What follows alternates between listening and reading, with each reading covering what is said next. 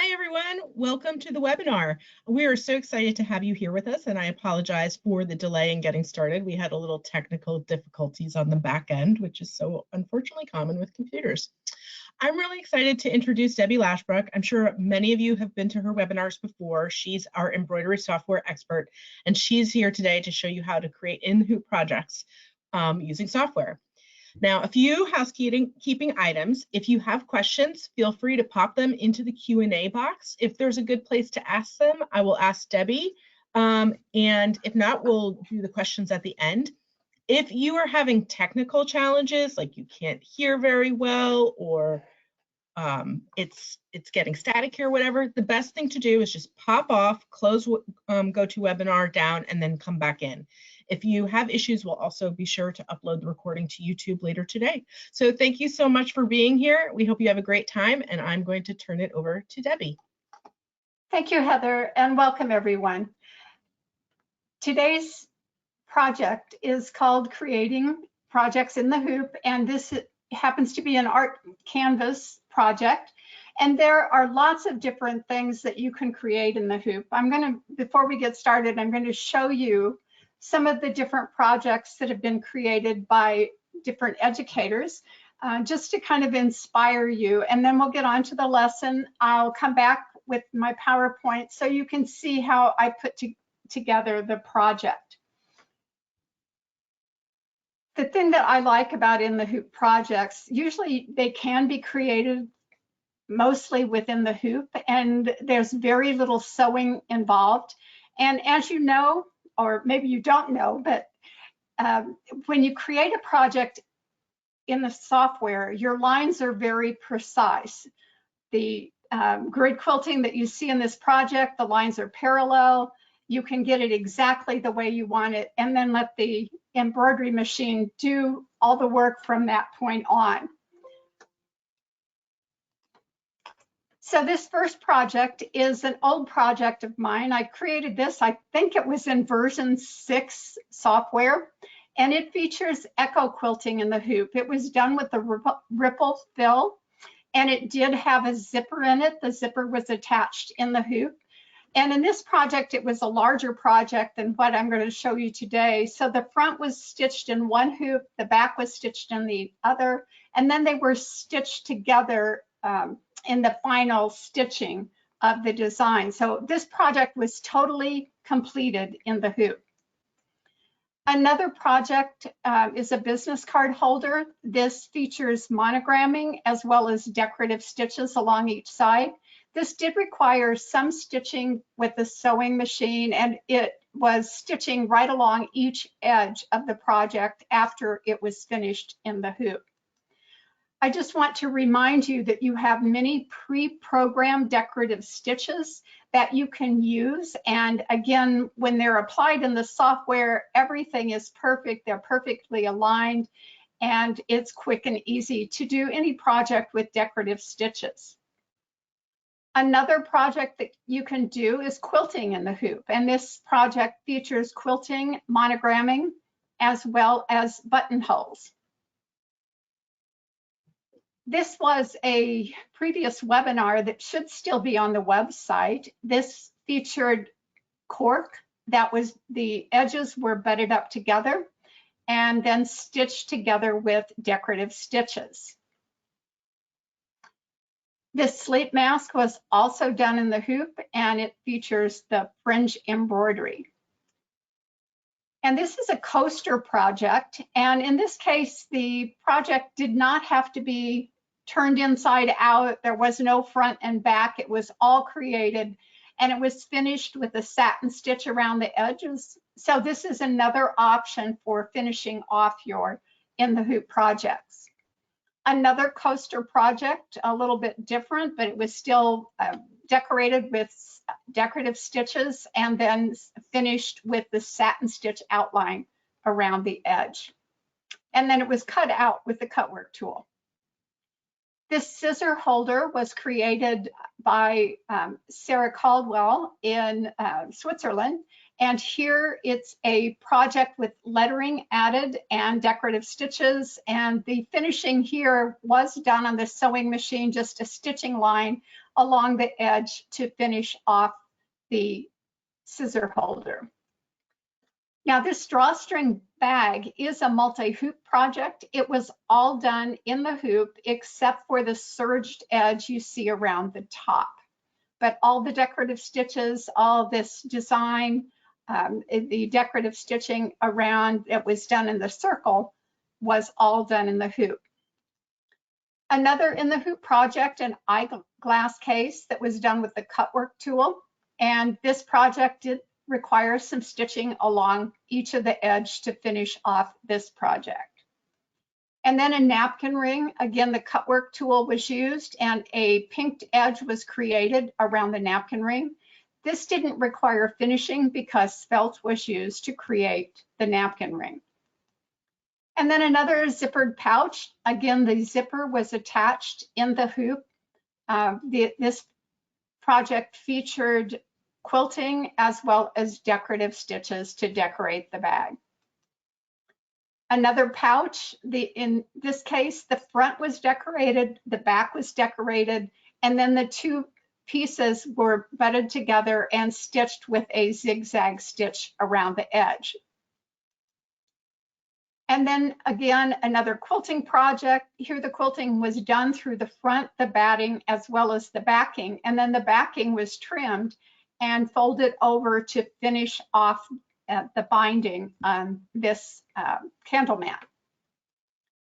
And this is a project that Sylvain did. And here, just to show you, you can use a purchase design and then use your software to create a placement line so you know where to place the fabric. And then the finishing was also done in the software. An opening was left in this project, and in order to turn it right side out, stuff it, and then the bottom of the bag was stitched with by hand to finish off the bag.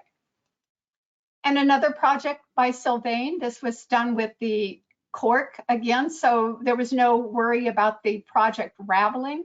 And when you use a product that doesn't ravel, you don't have to worry about finishing off the edges. So this was done totally in the hoop, and then the keychain was finished with the embellishment. Now this one didn't make your PowerPoint because this was a brand new one that I found on the blog. And these are pattern weights that were created by a consumer, and it was posted on the blog.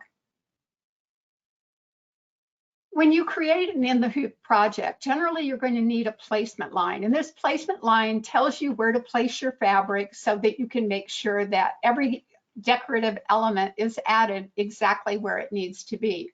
Now these design elements, the sky is the limit here. You can use buttonholes, you can use quilting designs, you can use built-in designs, you can digitize your designs, you can use pattern stitches. So there are lots of different possibilities for your design elements. Sometimes two separate hoops are going to be needed if you're going to do the front and the back, and this is going to be needed if you're going to do a larger project. For the cover that I did, it was small enough that I could actually do it in the jumbo hoop. And the project that I did can also fit in the maxi hoop and even the mega hoop. It was a small notebook, and I'll show it to you in the end. Then if you're going to have zippers, you will need to do placement lines for the zipper so you know where to place the zipper. You would hold the zipper in place with a product called Wonder Tape, and then you tack it down, and then you can do a finishing line along the edge of the zipper as well. And then you also need some kind of method of finishing the edge. And here are some finishing options. I've mentioned the front and the back can be sewn right sides together. And if you're doing this within the hoop, like with Sylvain's project, you have to leave an opening for turning unless you have a zipper. And then the zipper gives you an opening to turn the project. You can also finish the edge with a satin stitch around the edge, and then you finish or then you trim as close as you can, either with the cutwork tool or a pair of scissors. If you're working with a fabric that does not ravel, then you can leave a raw edge, such as the cork, such as felt. a knit fabric, usually would not have to be finished. Or you have the option of completing the front and the back and then sewing the two elements together after they are embroidered. So one of your first steps is to measure the notebook. And this notebook, if you have a Hobby Lobby close to you, this is where I purchased this notebook. And it was a very small notebook, as you can see. So you need to measure the notebook, both in the height, and then you need to wrap the tape measure around the notebook to measure what's going to be the width. So this notebook was 5.5 by 8 3/4. As far as hoop possibilities, I have shown on this slide the maximum size pretty much that you could use for your project. So if you find a notebook that's a little bit larger, you may have to do a front embroidery piece and then a back and then sew them together. So next I'm going to show you how I designed this and did the design in the software, and then I'll come back to the PowerPoint and show you how I put it together. So the first thing you're going to do is make sure that you have the hoop selected that you want to use. I used the jumbo hoop, and for this project, I used the number 26 foot until the very end, and then I used the 44C. But for designing this, because the rectangle is going to be small, I used the 26 to design the project.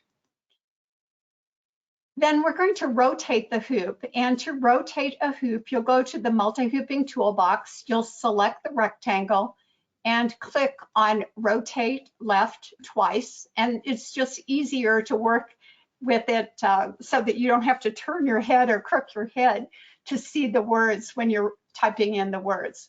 I'm going to go back to the digitize toolbox and select my rectangle tool, and I want a single outline, and I'm going to choose my color. And I'll click and drag on the screen, and with 2 clicks, I've got my rectangle set. I'm going to press escape, and that deselects whatever has been selected. I'm going to select the rectangle, and I'm going to make this to my specific size. When I go back to the PowerPoint, I'll tell you how I figured exactly what size I needed to do. So the size that I did for this is 9 inches in width and 5 3/4 in height. And then I'll press OK. Now, I do want to make sure that my proportional scaling is unlocked, and I should have done that before I changed my numbers. So I want it proportional scaling unlocked 9 by 5.75. And then I'll press enter to activate that. The next thing I'm going to do is convert this to a vector image. So it's going from embroidery into a piece of art. So it's now a vector image, and that's going to place it in Artwork Canvas, which is part of our embroidery software. I'm going to press the letter P on the keyboard, which puts it in the center of the page. And putting things in the center of the page just makes it easier to align things. So that's important. And I'm going to scroll out here because I want to grab my pen tool. Now the pen tool is with the freehand draw tool. And the reason I wanted to zoom out is because I want to make sure I make this line long enough. I'm going to create a set of lines, and then I'm going to copy those lines and rotate them. So I want to make sure it's long enough to go along the width. And when I make the line, I'll click, and that's a left click. I'll hold the shift key down and drag down, and the shift key keeps it in a straight line. I'll click again, and then I press the space bar to end the line. I'll copy and I'll paste that, and I want to move the copy over to the right-hand side. Now I want to make sure that these are aligned and the same distance from each end. So I'm going to select this first line, and I'm going to place that line at -4 and press enter. And that's just the X value. That's all I have to worry about for placing it.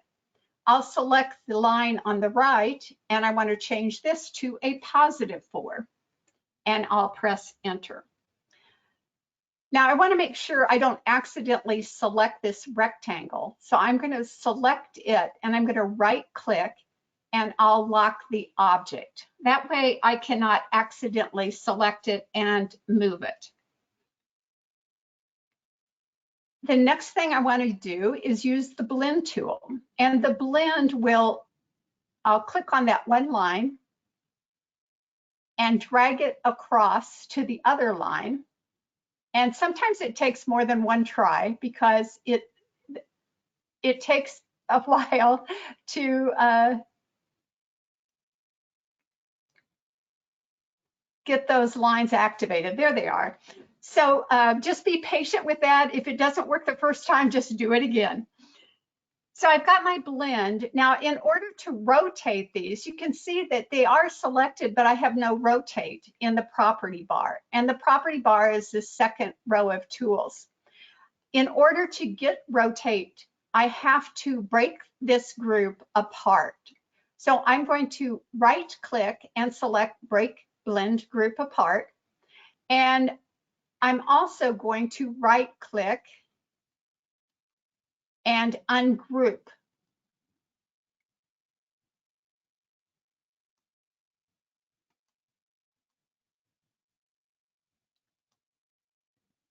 And now I'm going to select all my lines. And remember that the rectangle's locked. And that's one of the reasons I locked it too, because I did not want to copy it. So with all the lines selected, I'll copy and I'll paste.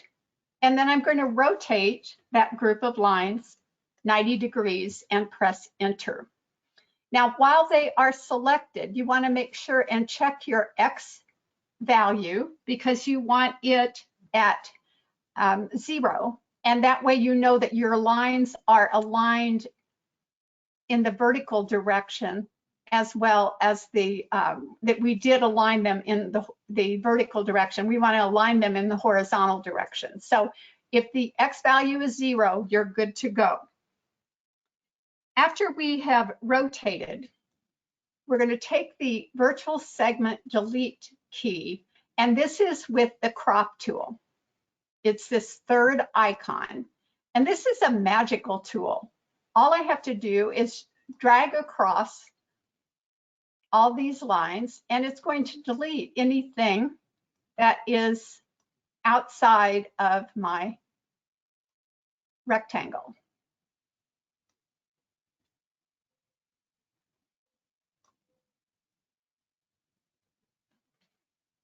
The F4 on your keyboard will bring in the design as large as it can be. And you can see that I've got some lines that are coming out of, that's what the undo key is for. I might have, there we go. I want to get that last line deleted as well. So the idea is that all those lines are now within the rectangle, and now we're ready to unlock our rectangle. So I need to select the pick tool, which is the top icon in your first row. I'm going to select that object, and then I'm going to right click and unlock the object. I want to select everything, and I'm going to group it together, and I can either click on the icon or I can right click and select group. That way it's all treated as one. Now, in order to know exactly the halfway point of my shape that I've drawn, I'm going to bring in a guideline. And all you do is click and drag in the ruler area and you get your guideline.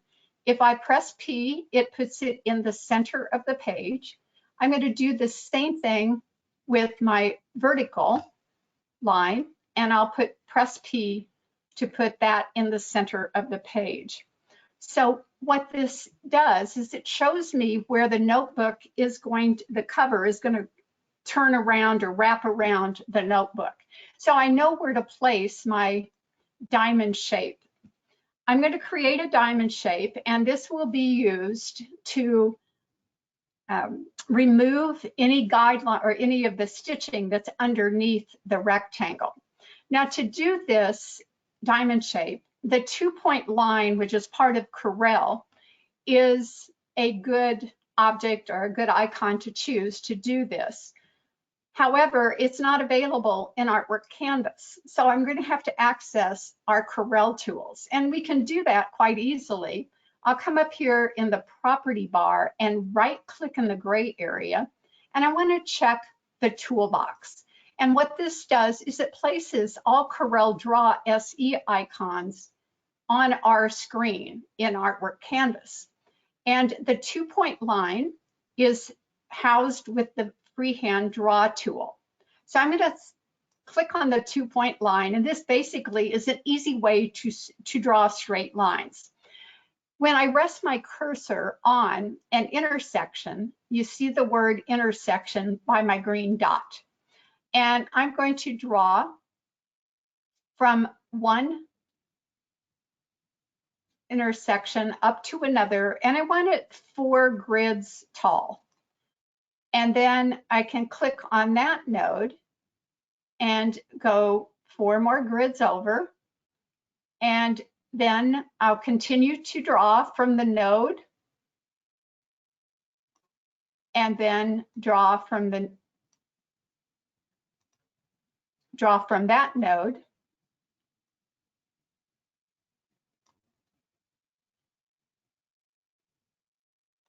Thank goodness for undo, right?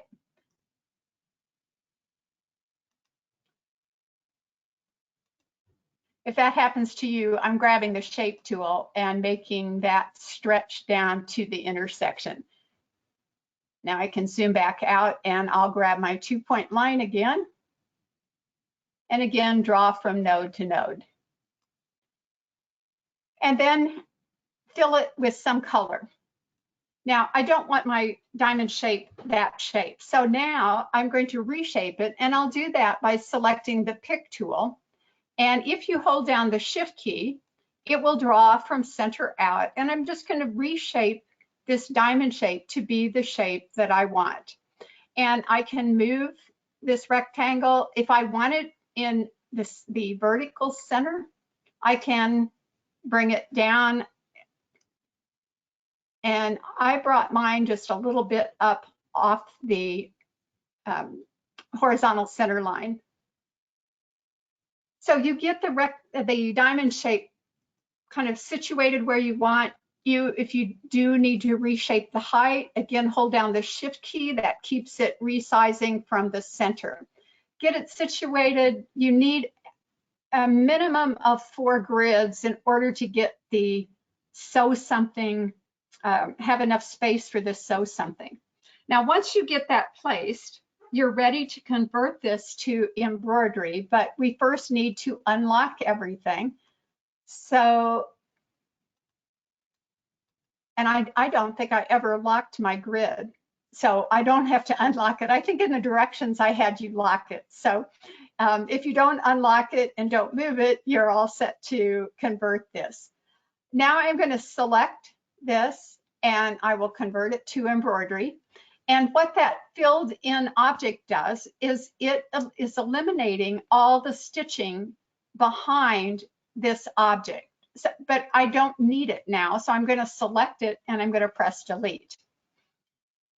Now we have a red rectangle still. That is the placement line. And then we have our grid stitching. We want to, first of all, I want to show you that if I switch to design view, there are bunches of tie-offs and trims in this. And so we don't want that. It would be horrific to stitch this out at this point. So I'm going to select my grid work. And if you want to change the stitch length, remember you can open up object properties. And I believe I did increase this to 2.5 in the handout. You can make it whatever you want. And then you'll go to the edit toolbox and click on Blackwork Run and press enter. Now when I go back to design view, there's one jump stitch, and that's from the center of the hoop to the end of the hoop. And that's what Blackwork Run does. It eliminates all those jump stitches. So it's a wonderful tool to have in the software.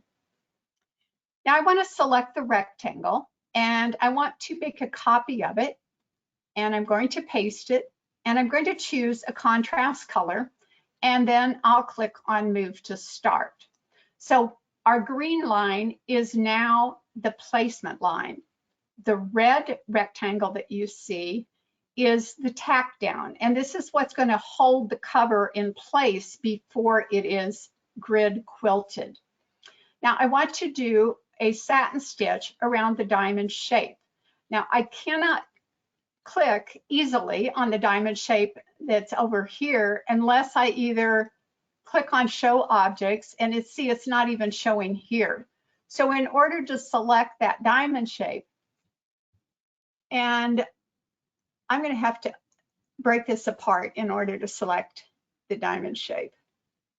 I forgot that I'd already applied Blackwork Run. So I need to copy, and I'm going to copy and paste this. I'm going to turn it into a satin stitch, and then I'm going to change the color. Now, because I ungrouped or broke apart the grid quilting, I'm going to go back and apply Blackwork Run again. That way it'll get rid of those jump stitches. Now I'm ready to add my stitching, and I'm just going to get rid of the hoop for this. I'm going to go to the Digitize toolbox and right-click on the lettering, and I've got my cap lock on. I'm going to type in sew and then enter and something. I want this center justified, and I also want to do one of the small fonts, which is called micro block. So if I start typing in micro, it shows up, and then I can press enter. Remember that you'll always want to go to your reference manual.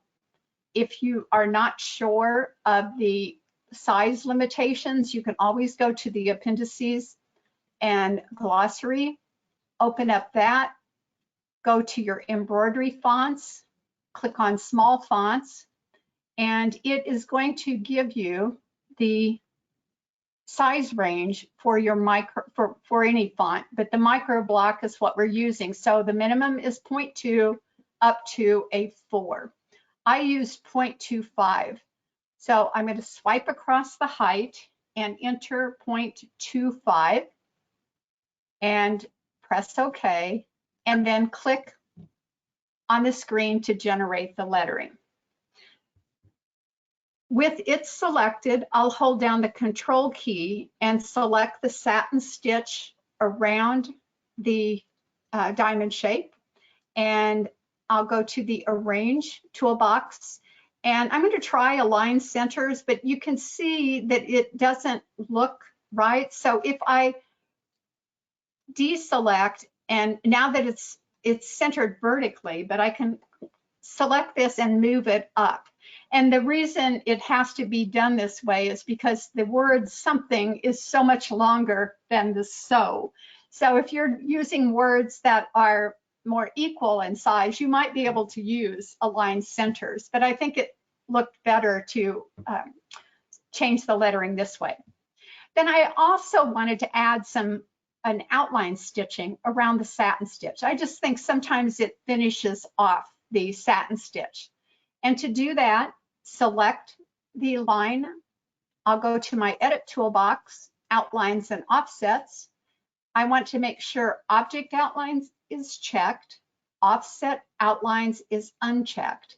I chose to use a triple, but you can use any of the stitches that are on there. And satin stitch wouldn't be a good choice, but any other one would be fine. I want the black color, and I'll click OK, and that adds kind of a finishing off of the satin stitch. Now, before we send this to the machine to stitch out, you'll always want to run through Stitch Player. It's always a good idea to do this just to make sure that everything is looking good. So I've got my 2 placement lines, and then don't worry about the order that this is stitching in. Remember that the software chooses how to stitch this out, and it's going to stitch out over each area twice as it completes this grid quilting. Now, I don't know about you, but I could never have gotten my grid quilting to be this even. That's one of the advantages of software. You can really get it to be very precise. Now we have one more thing to do before we're ready to finish this design, and that is to create just a line of stitching that's going to sew the top of the notebook and the bottom of the notebook. I'll do that with the Digitize Open Object tool. I'm going to use a contrast color because I need a color stop, and it will, single outline is selected, which is what I want, and I'm going to do a straight line from corner, and if you hold down the control key, it'll give you a straight line, corner to corner, press enter, then I press escape to deactivate my tool. I'll select that line, and in the edit toolbox, I'm going to click on double run, and this just stitches back over it. It gives it a little bit of reinforcement. I'm going to select that line, and I will copy and paste, and then move it to the bottom.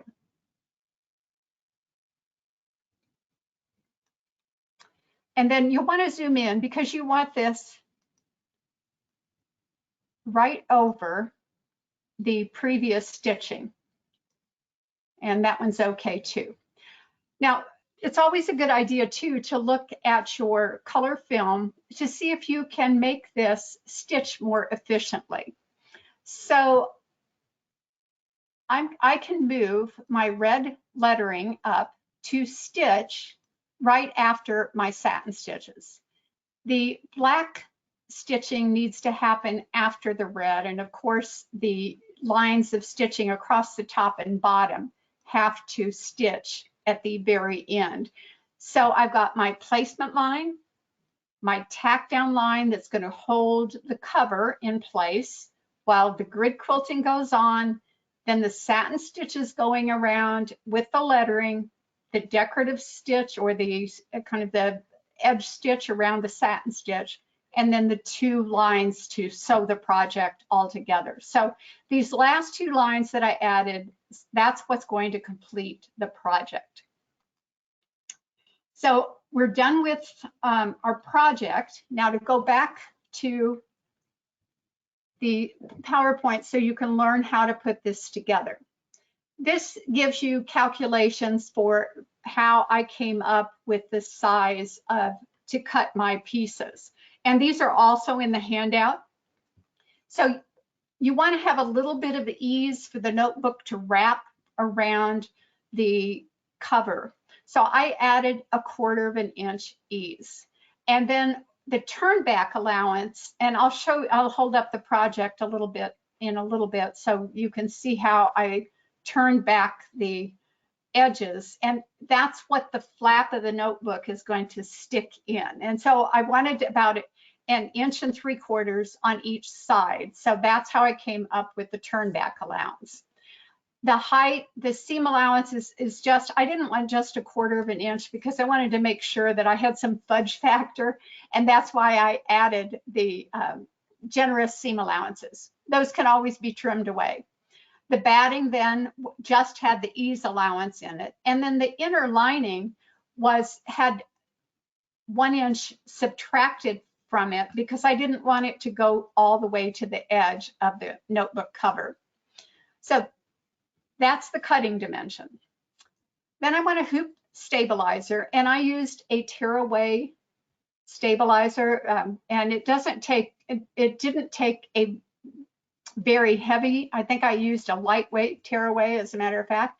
And you'll mark a horizontal line across the center, and you'll use your plastic grid to do this. Make sure you get that in the center. I did press fusible interfacing on the wrong sides of both my outer cover and liner. I used kind of it was a lightweight linen and cotton blend, so I wanted to give it a little bit more stability. Some of the fabrics that you choose may not need that interfacing. Now, I used a serger along both sides of the height of the pieces, so that was on the outer fabric as well as the liner. If you don't have a serger, go to your Bernina dealer. We've got some great new sergers, but you can also use just a turned under and stitched finish. So this was the only thing that I didn't use the embroidery hoop for. So you'll finish those edges. Then you're going to stitch the placement line, and that was that first green rectangle. And the placement line shows you where to place your batting. And here, this mark is the one that goes across the center. That's just to make sure that on this next step, you know where to place your fabric. So the batting is laid down, and then you'll fold the cover right sides together and then lay the fold line so that it aligns with the mark across your stabilizer. And then you fold this out so your fabric is right side up. So you're going to unfold that, but that stitch or that mark line on your stabilizer shows you where to put the halfway point of your fabric. Then I used the OESD tearaway tape to hold down the fabric until I could stitch my tack down. So that's that second red rectangle that's going to hold it all in place. And then I stitched the grid quilting, and then I did use a piece of wash away stabilizer. I think that your small lettering just does better when you use a piece of wash away stabilizer. So I laid that down before I did my satin stitch and my stitching of the lettering. Now, the reason I put project is not removed from the hoop, because in the slide it kind of looks like the hoop's not there, but I wanted to zoom in so you could actually see. So the project is still in the hoop. It's not going to be removed from the hoop until you're absolutely finished. So here's that turn back edge that I was talking about. And this is for so that there's a lip that the notebook cover can go into. So you're going to turn that back right sides together and lay it over your cover and secure it with tape again. And then the lining is going to be placed right side down. And this is the -1 that I subtracted from the liner. That way it didn't go all the way to the edge. It just makes it easier to get that notebook cover in if it doesn't go all the way to the edge. And then I secured that with tape. And here's where you want to switch to your 44C foot. Now, I was quite a distance from the edge of this hoop since I used the jumbo hoop. If you're not going to use the jumbo hoop and you're going to use the 44C, which I would really recommend, because otherwise you're going to have to be careful about the 26-foot catching on this lip of the liner. But if you're using the 44C and you've got, say, a larger cover or a larger notebook, then you may want to, at the very beginning where I had you choose your foot, choose the 44C, and that way you'll make sure that it stays within the boundaries of the hoop. And then, let me back up here. After it was secured with tape, then the lines were stitched that went across from edge to edge on the top and bottom. Remove your project from your hoop, turn it right side out, and then slip it into your cover. So I'm going to turn off my screen, and I think if I hold up my notebook, you can see. And so this is the lip where the edge of the cover goes in, and this is that turn back allowance that I was talking about. Now this was a really neat notebook because it has graph paper in it.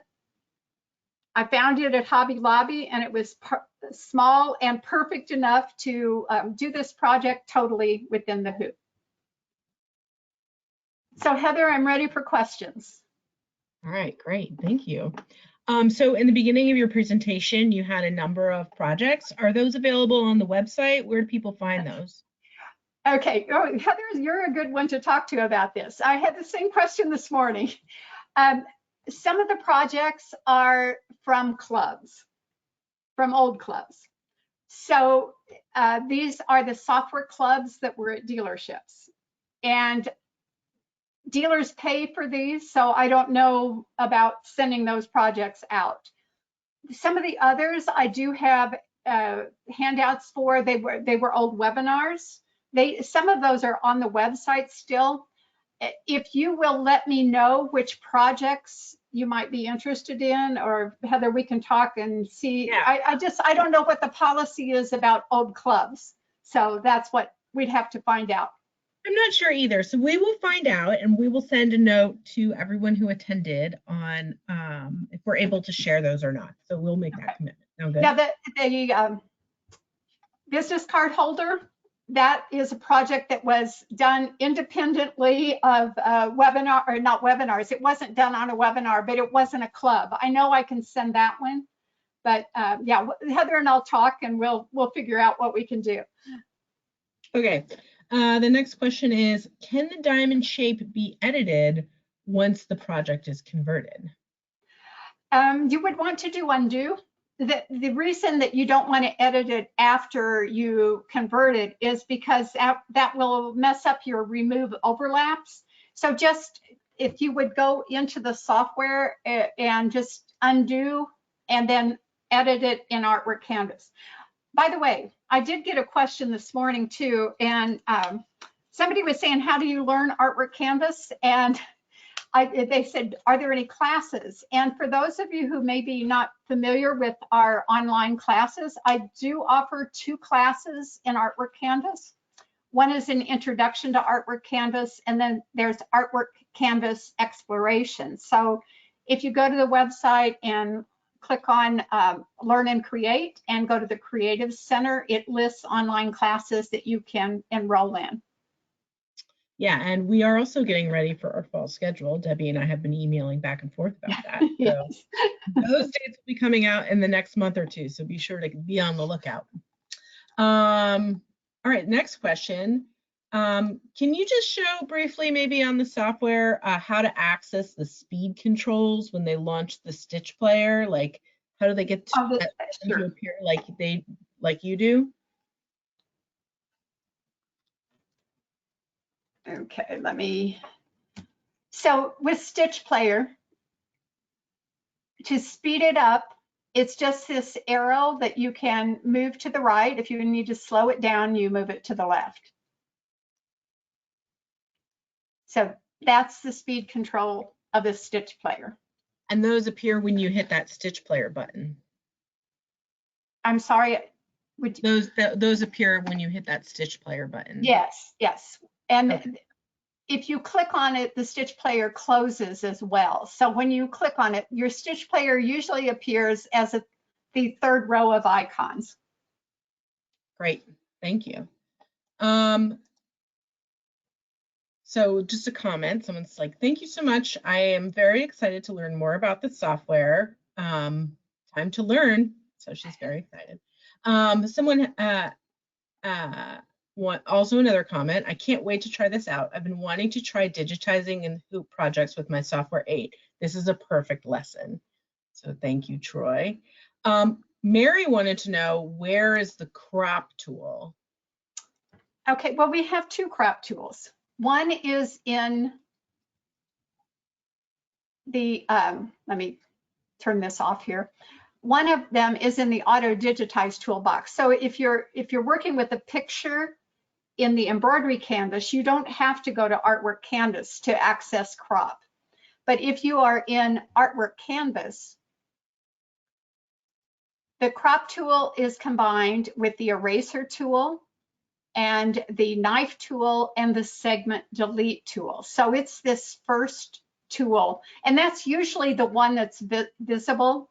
Remember, when you select a different tool in Artwork Canvas, that selected tool replaces the default tool.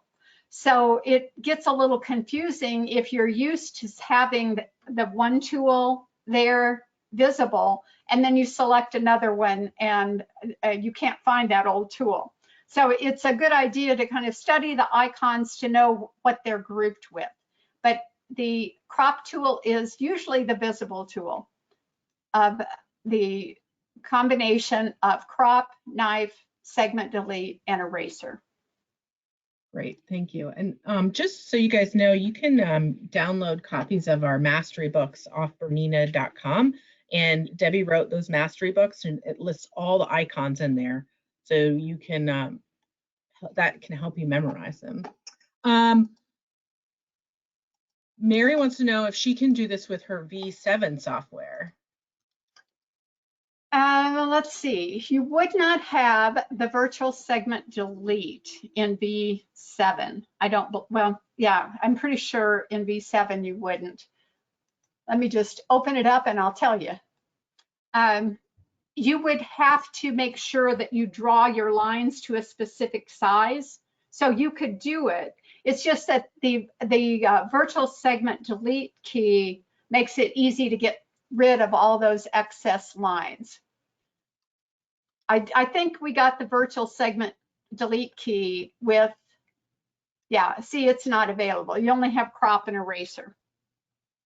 It gets so hard after a number of versions to remember which version had what. What was the size of the notebook that you purchased from Hobby Lobby?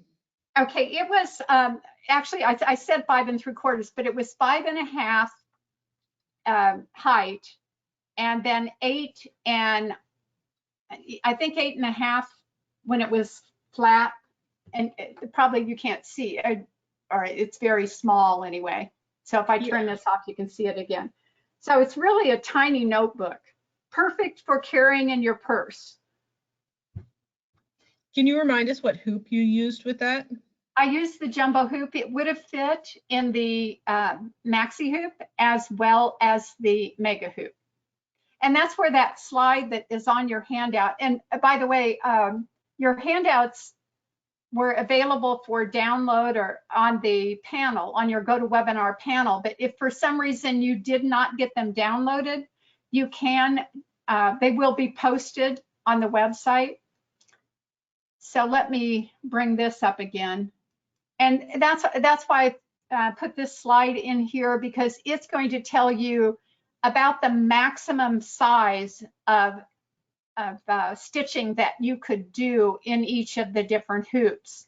So even in the mega hoop, this notebook was tiny enough to work in the mega hoop. So I tried to find a notebook size that would work regardless of the type of machine you had.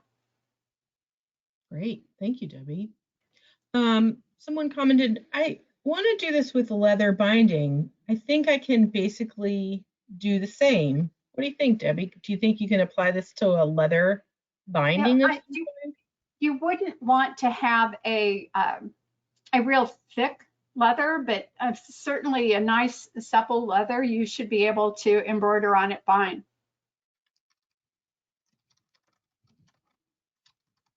Great. The handouts, if you're asking about the handouts, if you look in the little box, you'll see you can click the triangle to view the handouts, and I'm pretty sure they get emailed to you as well. Someone is asking, I do not get that bottom control bar. The buttons do not appear for me. It does start stitching, but it's shut slow. I think they must be talking about stitch play. What are they? Not sure what they're talking about there. If you want to clarify that, we can try to answer that question for you. Someone made a comment. It would be great if you did a few more in the hoop projects. Of course, anything Debbie teaches is great. She's wonderful. I wish I had a fraction of her knowledge. and a couple questions about club projects, which we're going to find out and get back to you on. Will you be giving any classes on digitizing pictures? Actually, the next webinar is on digitizing a logo. Oh, cool. So that will be in 2 months. I think that's in, is it, yeah, it's in June. It's June 10th, I think. So, yeah. So just keep an eye on that on the website, and if you're subscribed to our newsletter, you should be able to get that registration info once it's officially up on the website.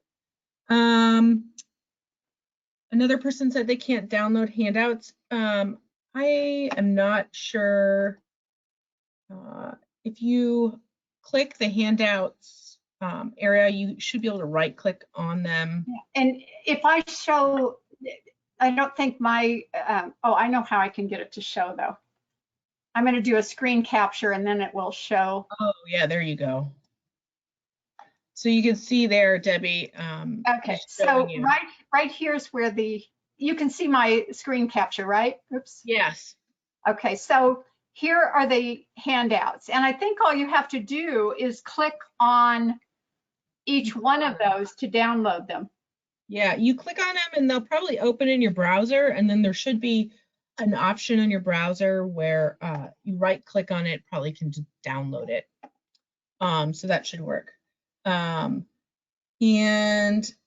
okay, the person is talking about the stitch player. When I click it, I don't get a third row of buttons like Debbie did. It always stitches on the screen, but slowly. Okay, where is the stitch player showing up on her? Like when you click on this, do you see the stitch player somewhere else? Oh yeah, that could be. Because it could be that you've moved it around. See what I just did? I moved it clear over here. Another thing, if you have a dual monitor, if you drag that stitch player over to one of your other monitors, it could be that it is on your other monitor. But that's any of those, anytime you click on those series of dots, you can put that anywhere you want it. I mean, I could put stitch player down here if I wanted, but I try not to move my toolbars around because I need them in the default settings. So is it the fact that you cannot find your stitch player, or is it just you don't see the entire row so you can speed up the stitch player? I'm not understanding what your particular issue is. Well, let's see if she posts again or he posts again about that, and we can answer that. Another question we have is, do you teach digitizing patches with unusual edges? That's not something I have. I've taught about how to digitize patches, but not necessarily with the unusual edges.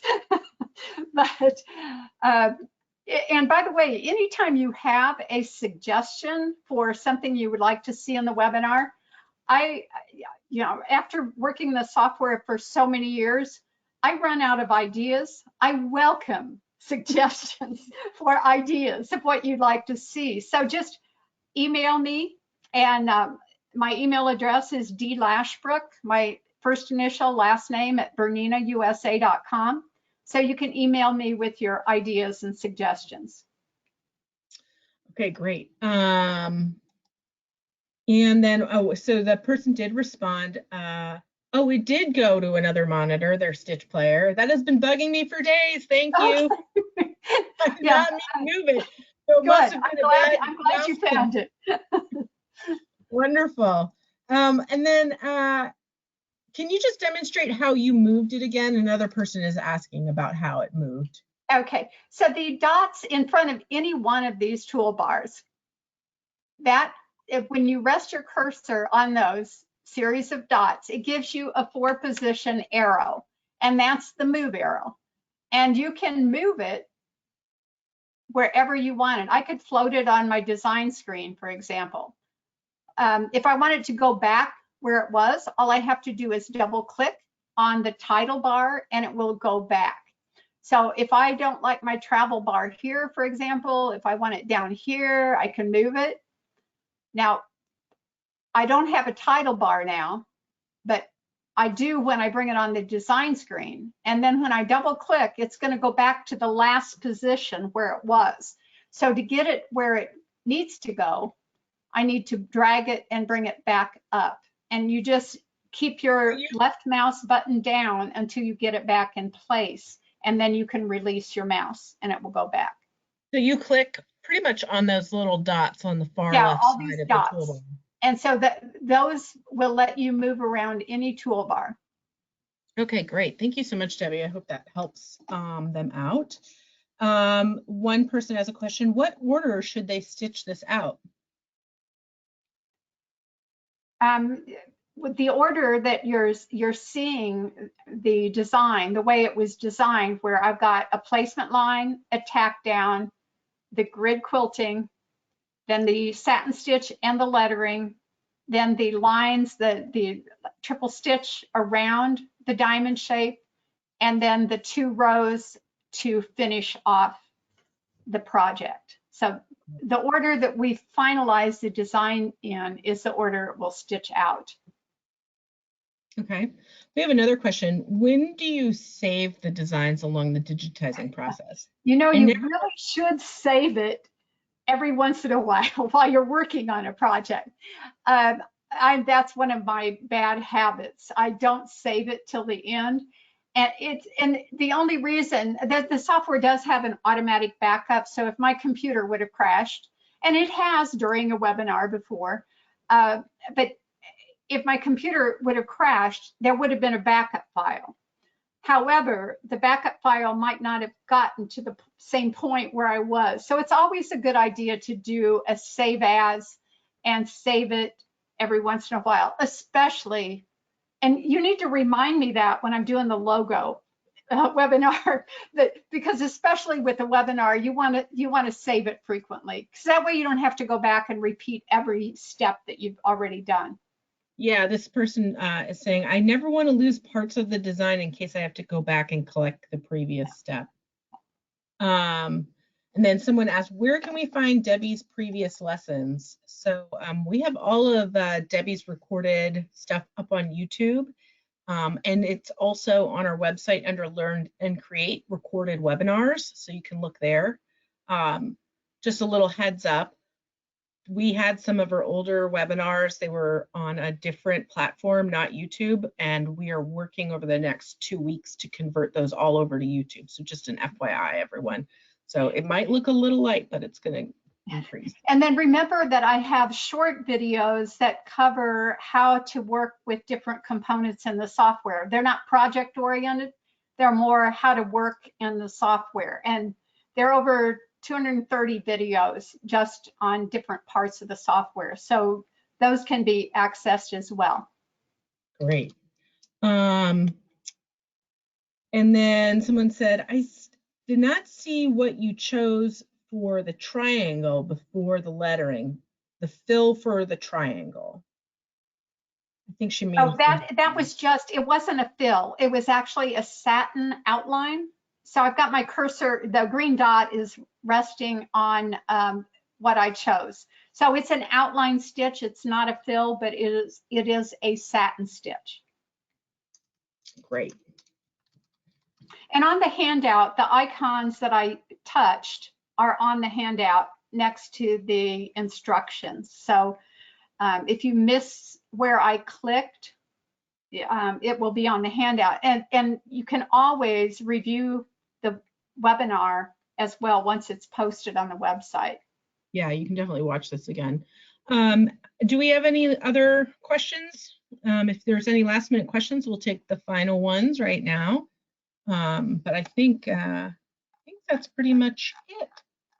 So thank you, Debbie, for presenting this wonderful thing. I learned something new today, like I do every time when you present. So well, it's always fun to work in Artwork Canvas because it has so many different tools that make digitizing easier. And really, I didn't do much digitizing in this. I mean, it was more using the automatic tools, and that's fine. It gives you, if it gets you the project that you want, that's good. Okay, great. Well, one last thing, are the YouTube videos listed under Bernina or Debbie's name? So they're under Bernina, and if you go to Bernina's international site, Heather, is there any way that we could post the link? Yeah, I'll do that right now, everyone. I'm going to pull it up here in a second, and I'll post it here in the comments, and so that you can all bookmark that. And then when you go to the link, it looks like there's only accessory videos, but there's a drop-down arrow that if you click on, it lists all the different categories of topics, and you'll see software. And so I have both Bernina 8 videos there as well as DesignWorks videos, and they're all going to be in that software link. Yeah. All right, great. Thank you, Debbie. Everyone's saying thank you. She's wonderful. She's fabulous. I learned so much. It's wonderful. So thanks everyone for coming. We're really happy that you're part of Bernina, and we'll see you in our next webinar with Debbie in June. Okay, sounds good. Thank you, Heather, and thank you, everyone. Thank you. Bye. Bye.